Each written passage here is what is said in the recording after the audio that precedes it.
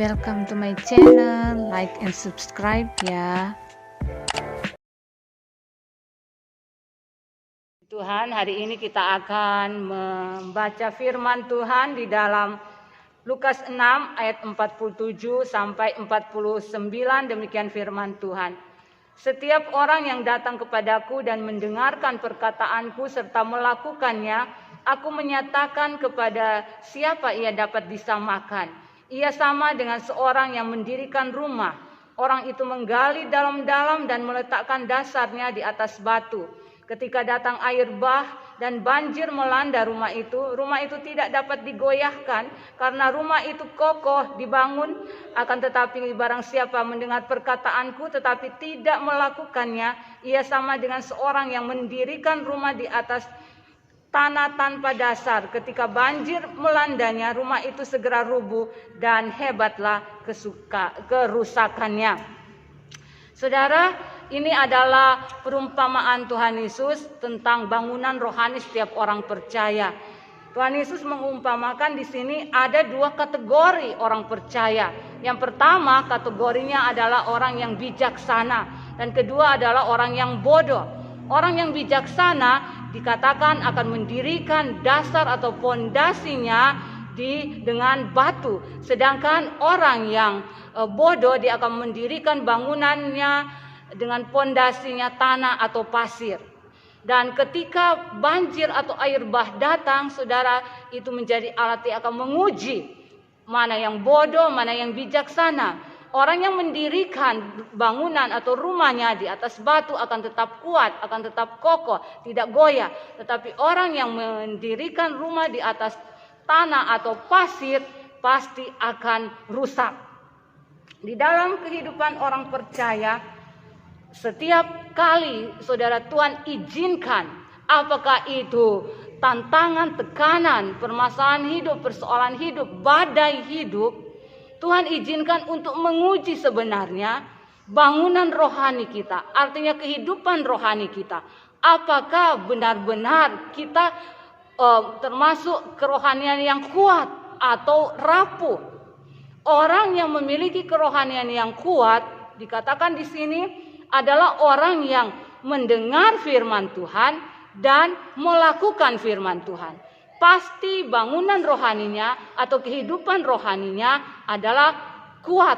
Orang yang bijaksana, bukan hanya mendengar firman Tuhan tetapi tidak melakukan. Tetapi orang yang bijaksana adalah orang yang mendengar firman Tuhan dan melakukan firman Tuhan.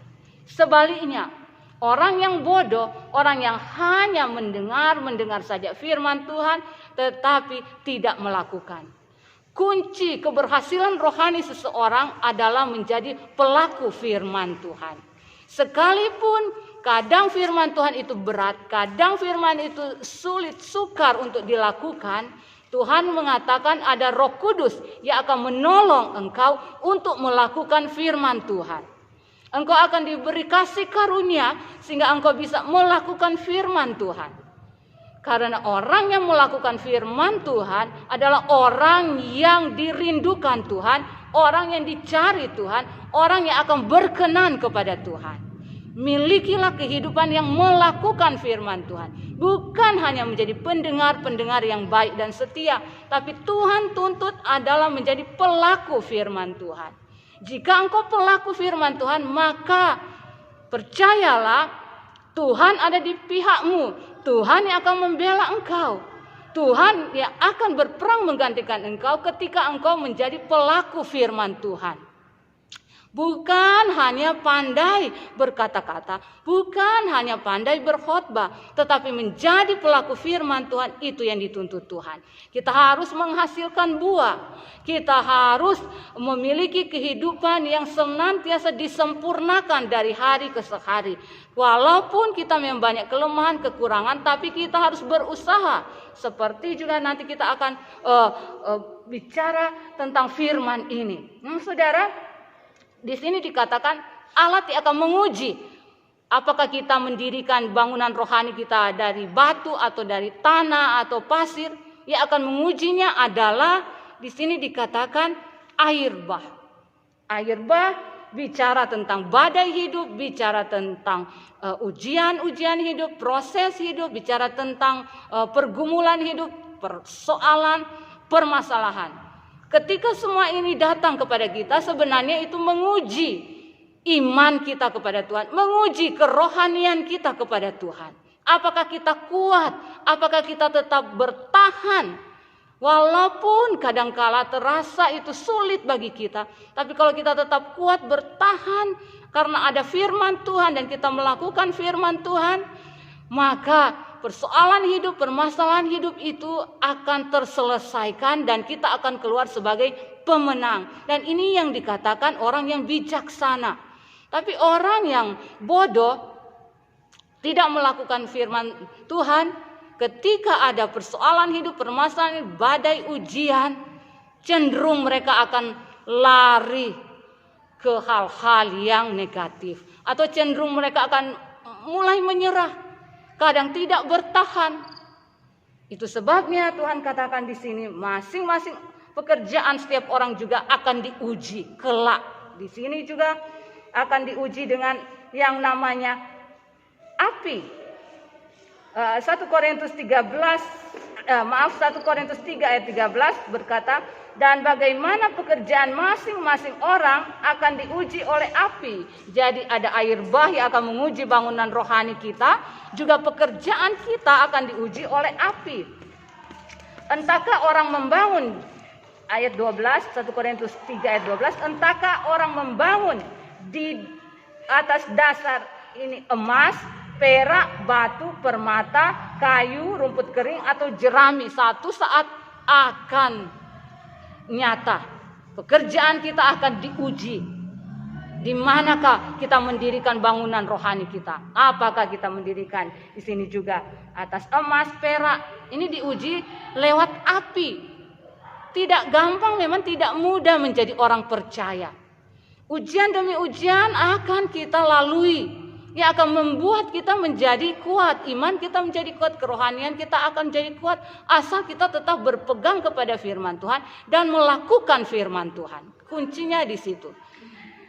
Di sini juga dikatakan ketika Tuhan izinkan untuk menguji bangunan rohani kita, apakah lewat air bah, lewat api, lewat persoalan, permasalahan hidup, ujian, badai hidup.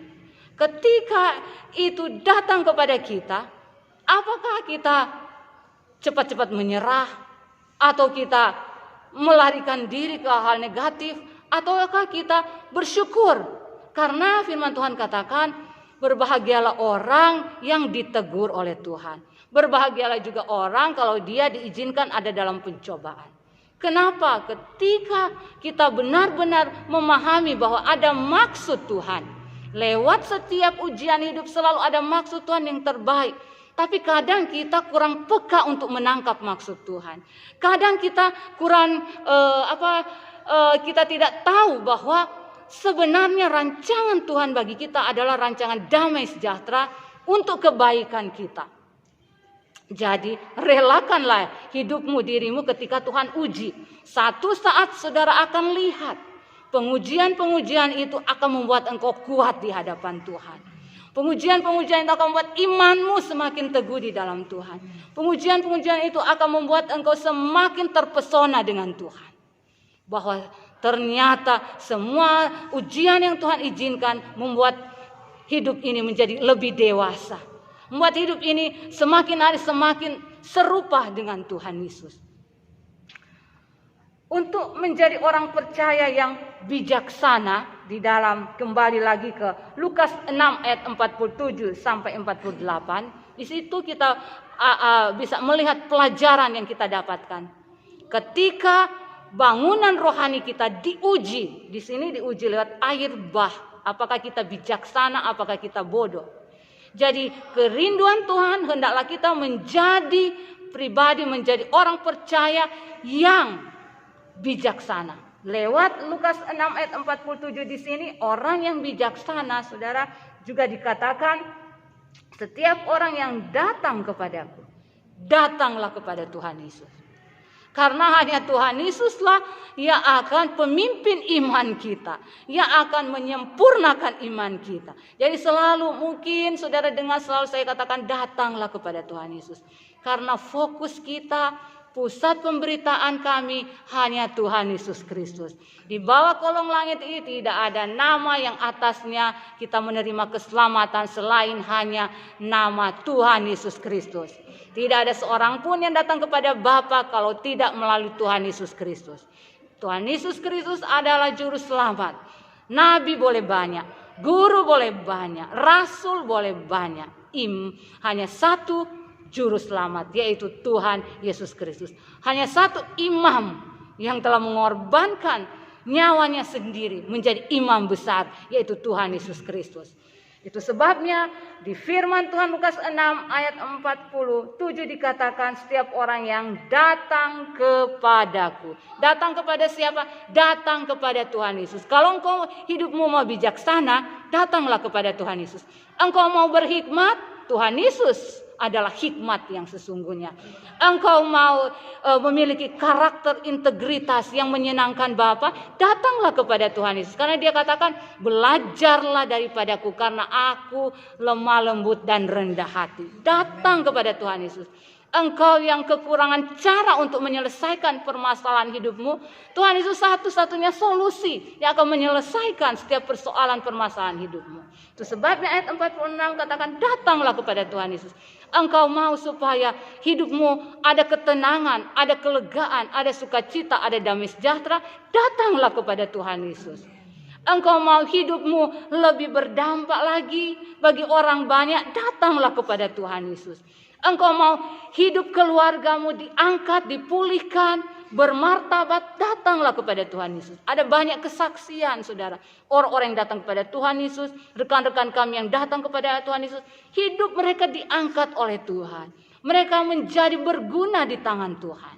Jadi saat ini mungkin engkau sedang juga dalam keadaan sakit, datanglah kepada Tuhan Yesus. Dia adalah tabib yang agung.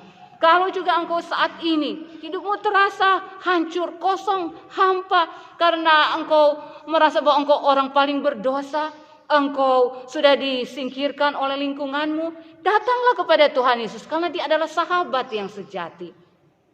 Berikutnya di sini dikatakan juga, datanglah kepada Tuhan Yesus kalau engkau rindu kehidupan rohanimu menjadi kuat seperti batu karang. Datanglah kepada Tuhan Yesus. Mau badai sebesar apapun, kalau saudara ada pada Tuhan Yesus, sang batu karang itu, batu penjuru itu, maka engkau akan tetap kuat. Engkau tidak akan goyah. Engkau tidak akan diombang-ambingkan oleh angin-angin pengajaran, oleh kesesatan yang sedang bekerja hari-hari ini. Datanglah kepada Tuhan Yesus. 1 Korintus 10 ayat 4 berkata, sebab mereka minum dari batu karang rohani yang mengikuti mereka. Dan batu karang itu ialah Kristus. Engkau merasakan bahwa jiwamu hampa, minumlah dari batu karang yaitu Tuhan Yesus Kristus. 1 Petrus 2 juga ayat 6. Sesungguhnya aku meletakkan di Sion sebuah batu terpilih. Sebuah batu penjuru yang mahal. Dan siapa yang percaya kepadanya tak akan dipermalukan. Mungkin selama ini juga hidupmu sering dipermalukan. Tapi ketika engkau datang kepada Tuhan Yesus, firman Tuhan menjamin engkau tidak akan lagi dipermalukan. Yang jadi, dirikanlah bangunan rohani, kehidupan rohanimu di atas batu karang, yaitu Tuhan Yesus Kristus. Ayat 47. Dan mendengarkan perkataanku serta melakukannya. Iman timbul dari pendengaran akan firman Kristus. Jadi perbanyaklah engkau mendengarkan firman Tuhan. Karena disitulah imanmu akan bertumbuh. Disitulah imanmu akan menjadi kuat ketika engkau mendengarkan firman Tuhan. Dan juga dikatakan di sini engkau melakukan.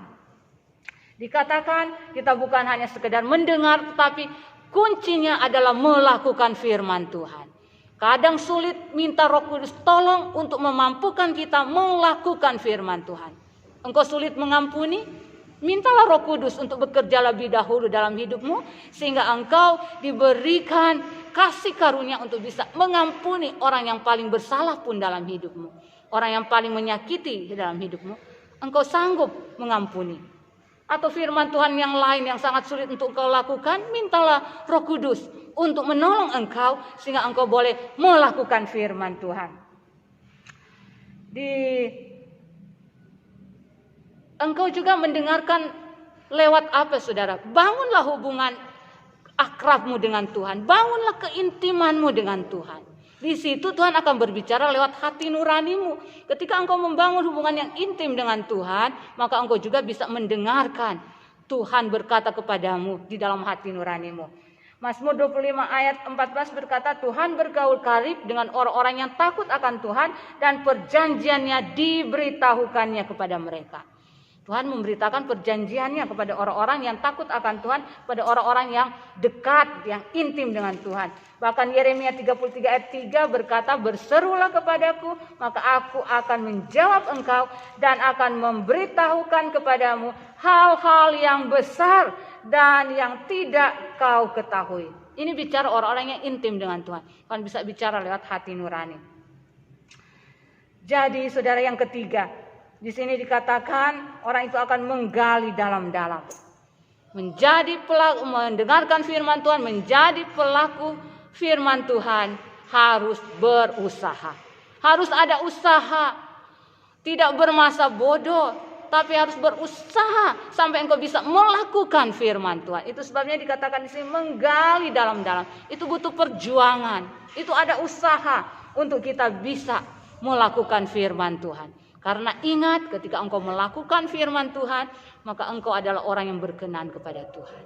Maka engkau akan melihat juga jawaban-jawaban dari apa yang engkau rindukan akan engkau nikmati.